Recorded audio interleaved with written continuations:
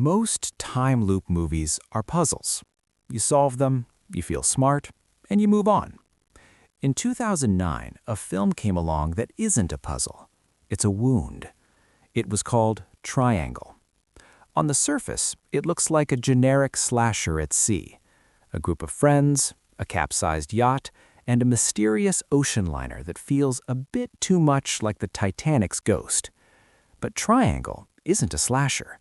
It's a ruthless, high-concept anatomical study of guilt and the terrifying geometry of a mother's grief. The setup is lean. Jess is a single mother to an autistic son, visibly exhausted, joining friends for a day on the water. When a freak storm upends their boat, they are rescued by the Aeolus, a massive, drifting 1930s ocean liner. The ship is empty, except it isn't. Director Christopher Smith does something brilliant here. He uses the architecture of the ship, the endless, identical corridors, and the mirrors to induce a sense of déjà vu before the plot even reveals its hand. When the masked killer appears and starts picking off the crew, you think you know this movie. You think, okay, it's a slasher. And then, Jess watches herself board the ship from the balcony above. This is where Triangle earns its name. It's not just a loop. It's a three-dimensional knot. We realize that there aren't just two versions of Jess on this ship. There are three, and they are all at different stages of a psychological breakdown.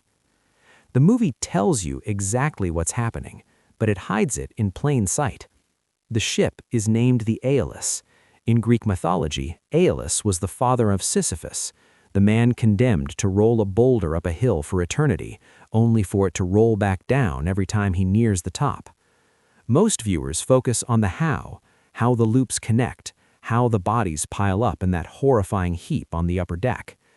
But the why is much darker. Why does the loop keep resetting? Because Jess wants it to. This isn't a glitch in physics. It's a manifestation of a mother's desperate, toxic refusal to accept a single moment of failure. The film shifts from a thriller into a tragedy. We see the Aeolus as a purgatory. Jess isn't trying to escape the ship to save her life. She's trying to get home, to change a past that has already happened. The horror isn't the killer in the burlap mask. The horror is the realization that the killer is the only version of Jess that is proactive.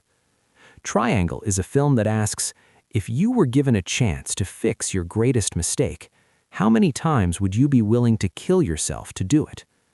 The precision of continuity is staggering.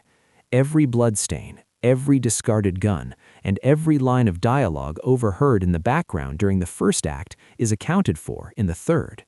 It rewards the active viewer.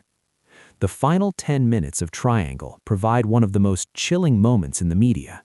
It recontextualizes the entire opening of the film, turning a simple car ride into a haunting loop of eternal punishment. What did you think of the locket scene? Did it break your brain as much as it did mine? Let me know in the comments, and I will see you in the next one.